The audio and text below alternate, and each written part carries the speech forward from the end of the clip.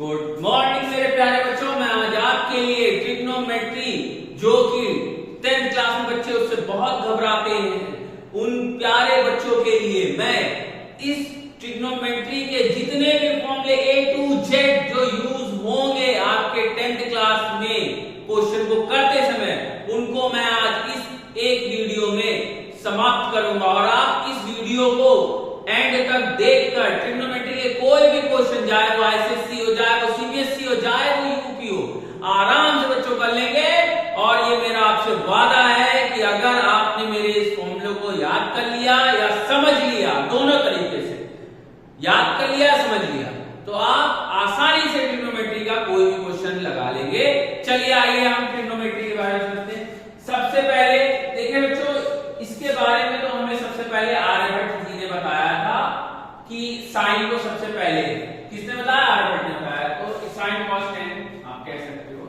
तो पहले हम लोग कहते हैं एक फिक्स्ड आर्म कह लीजिए या इनिशियल आर्म, और एक रोटेशनल आर्म होती है। जब हम इसको रोटेट करते हैं, देखिए रोटेट किया, रोटेट करने पर देखिए एक्यूट एंगल है 90 से कम, और यहां पे मैंने एक परपेंडिकुलर ड्रॉ कर दिया, ठीक है, ये थीटा हो गया। तो पहला मैं आपको बता दे रहा हूं, हमें पाइथागोरस थ्योरम जिसे तो कहते हैं, पाइथागोरस थ्योरम, ठीक है। ये क्या होती है? अगर मैं इसको कहूं हाइपोटेनस h दे दिया, इसको मैंने परपेंडिकुलर कहा, इसको मैंने बेस कहा। तो पाइथागोरस थ्योरम के अकॉर्डिंग हमने पढ़ रखा बच्चों, हाइपोटेनस का square is equal to perpendicular का स्क्वायर प्लस बेस का स्क्वायर। अगर आपको हाइपोटेनस निकालना हो तो बच्चों परपेंडिकुलर का स्क्वायर प्लस बेस का स्क्वायर ऐड कर दीजिए और अंडर रूट निकाल लीजिए। अगर बच्चों आपको परपेंडिकुलर निकालना है तो हाइपोटेनस के स्क्वायर से बेस को स्क्वायर को सब्ट्रैक्ट करके अंडर रूट निकालिए। अगर आपको बेस निकालना है तो हाइपोटेनस के स्क्वायर को परपेंडिकुलर के स्क्वायर को माइनस कर दीजिए। ये तो हो गया पाइथागोरस थ्योरम। अब ट्रिग्नोमेट्री के जितने भी रेशियो हैं बच्चों, वो यूज होंगे किस तरह के, जिसमें आप राइट एंगल लगभग देख रहे हैं। तो ट्रिग्नोमेट्री रेशियो देखें, इसको बच्चों कई तरीके से, कई अपने बेसिस पर हम समझ लेते हैं। इसके लिए कई शॉर्ट ट्रिक बताई गई हैं, जैसे PVP अपॉन HHB इसको कहा जाता है। कई सारे पंडित, भोला प्रसाद, हर हर बोले कह लीजिए, ये पाकिस्तान भूखा प्यासा, हिंदुस्तान हरा भरा, एज इट इज, जो आपका मन हो। अब देखिए यहां पर इन्होंने इसको समझने के लिए हमने इसको कहा कि जब आप ऊपर से देखेंगे तो ये साइन का रेशियो आएगा, जब आप, ठीक है, जितने भी ऊपर से देखेंगे तो ये साइन हुआ, ये कॉस हुआ और ये टेन हुआ, ठीक है। और जब हम नीचे से देखेंगे तो जस्ट उल्टा, कॉसेक, इसको हम क्या कहेंगे सेक, और इसको हम लोग क्या कहेंगे कॉट। तो इसको हम जरा फॉर्मूले में लिख लेते हैं। अगर मुझे साइन थीटा को कहना होगा तो हम कहेंगे perpendicular upon base, cos theta को अगर हमें, सॉरी बच्चों गलती हो गई, perpendicular upon hypotenuse. Cos theta को बच्चों कहेंगे क्या हम लोग? Base upon hypotenuse. और टेन थीटा को हम लोग क्या कहेंगे बच्चों? क्या कहेंगे? Perpendicular upon base. ओके बच्चों, अब हम इसका जरा सा उल्टा करते हैं, साइन का उल्टा कॉसेक, ठीक है। तो क्या होगा? Hypotenuse upon perpendicular. कैसे आया? इसको भी हम लोग समझते हैं कि साइन थीटा या कॉसेक थीटा क्या होता है? 1 अपॉन साइन थीटा। ओके बच्चों, कॉट थीटा क्या होता है? 1 अपॉन टेन थीटा। और कॉसेक थीटा क्या होता है? 1 अपॉन सेक थीटा, या कह लीजिए सेक थीटा क्या होता है? 1 अपॉन कॉस थीटा। और साइन थीटा क्या होता है, या कॉसेक थीटा क्या होता है? 1 अपॉन साइन थीटा। ओके बच्चों, तो इसी के हिसाब से हमने देखिए पलट के लिख रहे हैं, बस कर कुछ नहीं रहे हैं, 1 अपॉन में करेंगे, जो ऊपर नीचे वाली चीज होगी ऊपर चला जाएगा। तो सेक थीटा क्या होगा? h अपॉन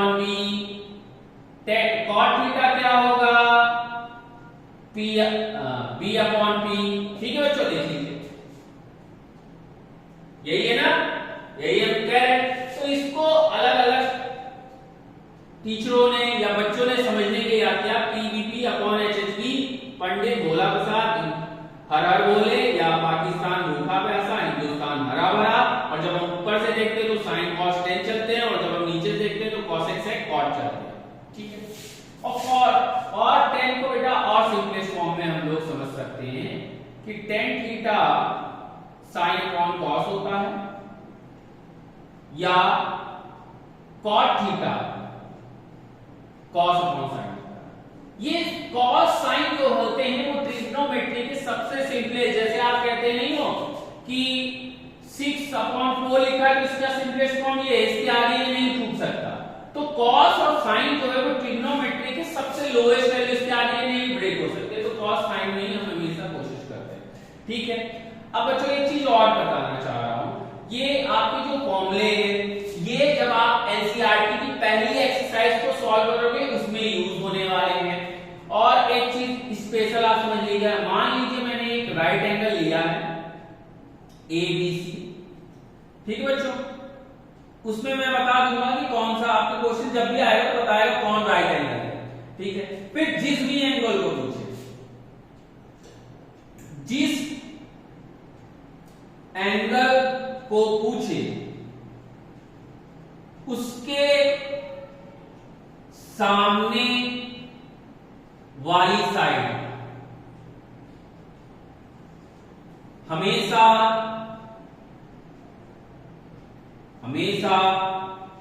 परपेंडिकुलर होगी, ठीक है, परपेंडिकुलर होगी। तो अगर एंगल ए साइन ए पूछ रहा है बच्चों, अगर साइन ए पूछ रहा है तो उसके सामने वाली साइड BC परपेंडिकुलर, क्योंकि साइन क्या होता है perpendicular upon hypotenuse never change, सबसे लॉन्गेस्ट साइड होती है, ओके बच्चों। तो साइन ए अपॉन BC अपॉन AC हो गया। अगर आपसे साइन C पूछे तो साइन C के सामने वाला एंगल कौन सा है, ये साइड कौन सी AB, तो AB हो गया परपेंडिकुलर। या ऐसे भी समझे कि देखिए AB और BC जो है वो 90 डिग्री पर ही मिल रहे हैं, ठीक है। तो आप अगर ये पूछेंगे तो इसके सामने वाली साइड परपेंडिकुलर, सबसे लॉन्गेस्ट साइड हाइपोटेन्यूज और जो बची हुई साइड होगी। अगर आपसे ये एंगल कहेगा तो इसके सामने वाली side perpendicular, longest side hypotenuse और जो बचा वो बेस, ठीक है बच्चों। अब आगे चलते हैं, ये तो हमने यूज करना है एनसीईआरटी की जो एक्सरसाइज है 8.1 के लिए, ये 8.1 में ही यूज होगी, बाकी कहां यूज होगी। चलिए नेक्स्ट चलते हैं। नेक्स्ट आपके पास आ रहे हैं values, trigonometric values, trigonometric values angle, क्योंकि अब यहां एंगल बन रहा है बच्चों, ठीक है।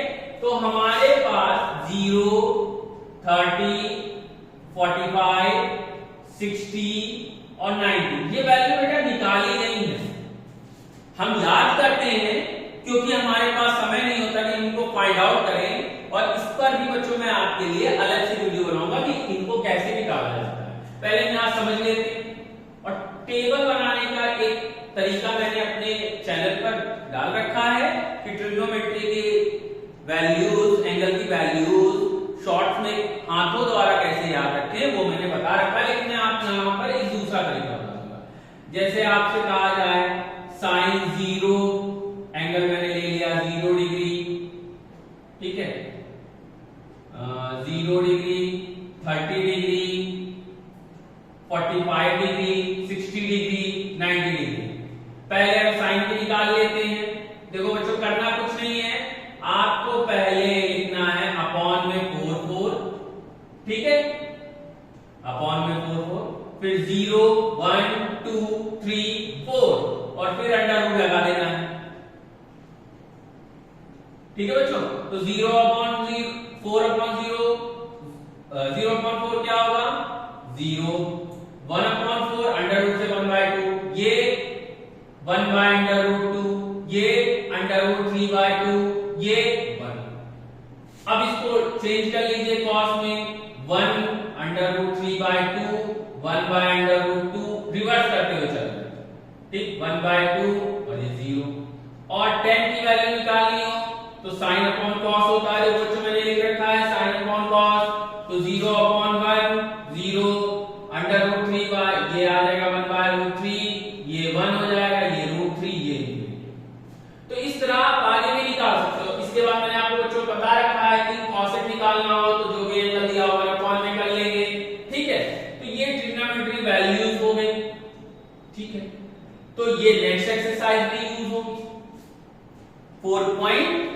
सॉरी 8.2 में इनका यूज होगा।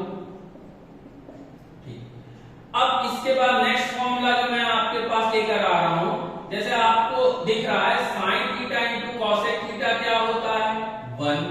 भाई ये 1 कौन साइन हो जाएगा, कहीं अलग से नहीं आ रहा है, कुछ कहीं अलग से नहीं आ रहा है, ये सब कहीं अलग से नहीं आ रहे, सिर्फ कुछ आपको चीजें हैं बाकी और कुछ कहीं से नहीं आ रहा, सब आपको पता है पहले से। जैसे cos theta into sec theta 1, tan theta into cot theta 1। ठीक बच्चों, तो ये आपको कुछ स्पेशल है तो आसानी रहती है।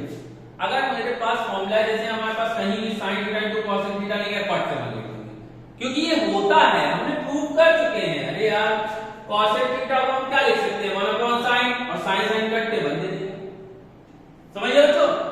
ठीक है, अब हम लोग आगे चलते हैं। आगे चलते हैं तो हमें मिली identities, trigonometry identity. Next formula trigonometric identities, ये भी मतलब बच्चों कहीं अलग से नहीं आया। कैसे, देखिए 3 आइडेंटिटीज होती हैं। पहली आइडेंटिटी है sine square theta plus cos square theta is equal to 1। अब ये हम लोग प्रूव भी कर सकते हैं। पहले मैं इससे 3 अनदर वैल्यू निकालते, जैसे साइन स्क्वायर थीटा अगर आपको कहीं कॉस के रिस्पेक्ट में रखना है तो ऐसे रख सकते हैं, अगर आपको cos स्क्वायर थीटा को sin स्क्वायर थीटा के रिस्पेक्ट में रखना है तो ऐसे रख सकते हैं। ठीक है बच्चों, अब देखिए ये प्रूव कैसे करें, चलिए इस पर प्रूव ले लेते हैं।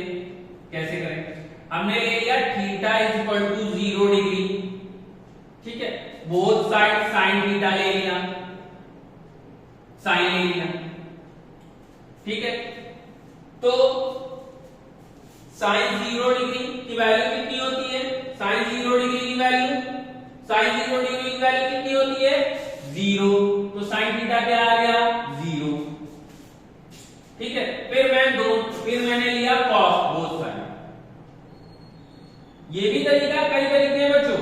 cos 0 डिग्री की वैल्यू क्या होती है बच्चों 1, तो हमें sin थीटा cos थीटा की वैल्यू में लिए पुट करते हैं आइडेंटिटीज में, तो यहां पे हम लोग पुट करते हैं sin square theta plus cos square theta क्या 1 होता है, हां होता है। देखिए sin थीटा की जगह हम लोगों ने 0 पुट किया, स्क्वायर किया, प्लस cos स्क्वायर थीटा की जगह 1 पुट किया, स्क्वायर किया और सॉल्व होके बना।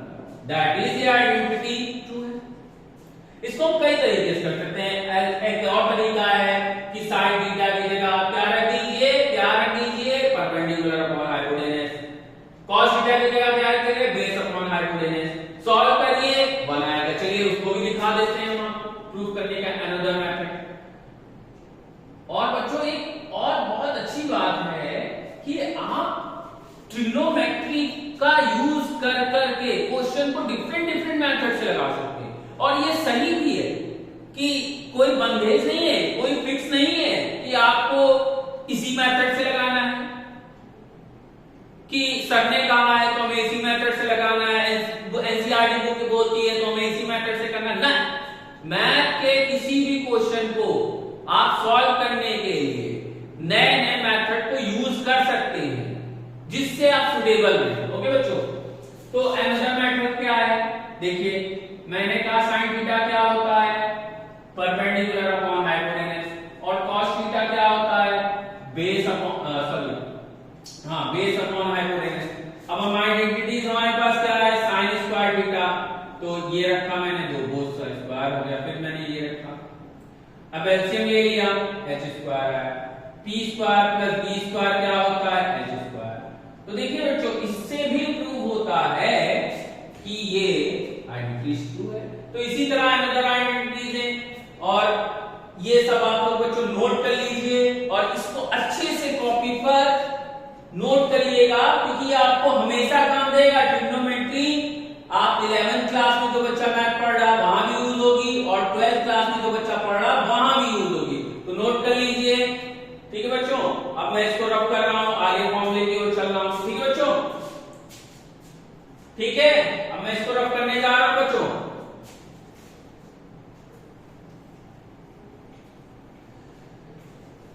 हाँ बच्चों, बहुत मेहनत करनी पड़ती है ट्रिग्नोमेट्री को समझने के लिए, इसलिए कि इसमें डिफरेंट क्वेश्चन में कॉन्सेप्ट लग रहा रहता है, लेकिन ये मजेदार है, बहुत मजेदार चैप्टर है। ठीक है बच्चों, चलिए आगे हमने आपको एक आइडेंटिटी दिखाई, अब दूसरी आइडेंटिटी दिखाते हैं ट्रिग्नोमेट्री की। ठीक है बच्चों, तो दूसरी आइडेंटिटी है सेकंड, कौन सी? sec square theta minus tan square theta is equal to 1। इसको भी हम लोग sec स्क्वायर थीटा को कब tan में बदलना है तो ऐसे लिख सकते हैं, और tan स्क्वायर थीटा अगर हमें लिखना है तो हम ऐसे लिख सकते हैं। इसका यूज होगा बच्चों। तीसरी आइडेंटिटी क्या है? cosec square theta minus cot square theta is equal to 1। अब हम इसको भी दो तरीके से लिख सकते हैं। अगर आपको cosec स्क्वायर थीटा है और cot में बदलना है तो ऐसे बदल लीजिए, और अगर cot में है और cos में बदलना है तो ऐसे बदल लीजिए। ठीक है बच्चों, तो ये हो गई आइडेंटिटी। ठीक है, आइडेंटिटीज के बाद क्या आएगा? आइडेंटिटीज के बाद आएगा बच्चों, अब चलते हैं हम लोग आगे का जो कॉन्सेप्ट है उसमें कहा जाता है कि क्वाड्रेंट में चल रहे हैं। इस पर ध्यान दीजिएगा, क्वाड्रेंट में चल रहे हैं तो ये आपको ग्राफ पेपर में मान लीजिए, ठीक है, ये होता है फर्स्ट क्वाड्रेंट, ये होता है सेकंड क्वाड्रेंट, ये होता है थर्ड क्वाड्रेंट, ये होता है फोर्थ। ये एंगल 90, ये 180 पूरा हो गया, ये पूरा मिला के 270, और ये हो गया पूरा सर्कल 360। तो यहां पर हम लोग 90 से लेस देन सारे एंगल यहां आएंगे, क्योंकि अब 90 के बाद जब हम लोग बढ़ते हैं, क्योंकि ऐसा तो नहीं कि खाली 90 तक है, 120 का एंगल भी आ सकता है, 145 का भी आ सकता है, 180 भी आ सकता है, एक्सेट्रा एक्सेट्रा। ठीक है बच्चों, 145 गलत बोल दिया मैंने, ठीक है, 135 नहीं बच्चों, आप लोग तुरंत कमेंट करोगे सर आपने गलत बोला। तो 90 माइनस थीटा फर्स्ट क्वाड्रेंट में आएगा, सेकंड क्वाड्रेंट में कौन लोग आएंगे? 90 प्लस थीटा और 180 माइनस थीटा। इसमें कौन से लोग आएंगे? इसमें आएंगे जिनकी वैल्यू 180 से ग्रेटर, ठीक है बच्चों, और 270 से लेस देन। इसमें 270 से ग्रेटर और 360 से लेस देन। इसमें ऑल पॉजिटिव, इसमें साइन और कॉसेक जो भी एंगल, यहां पे tan और cot, यहां पे sec और cos। तो इसके लिए एक शॉर्ट फॉर्म है all sine t coffee, all sine t coffee, all sign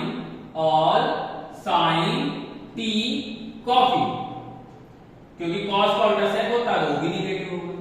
ठीक है, इसी को हम लोग आपके सिलेबस में खाली यहां तक है, 90 माइनस से 180 माइनस, फर्स्ट और सेकंड क्वाड्रेंट का है, और ज्यादा यूज नहीं है, तो मैं उसी के हिसाब से दिखा रहा हूं। केस 1 जिसमें 90 प्लस थीटा होगा, कैसे, अब इसको देखते हैं। साइन 90 प्लस थीटा क्या होगा, सॉरी 90 माइनस का है, 90 माइनस थीटा क्या होता है? cos theta. cos 90 minus theta क्या होता है? sin theta. sec 90 minus theta क्या होता है? cosec theta. cosec 90 minus theta क्या होता है? sec theta. tan 90 minus theta क्या होता है? cot theta. cot 90 minus theta क्या होता है? tan theta. तो ये केस फर्स्ट हो गया। अब हम लोग बच्चों केस 2 की ओर चलते हैं।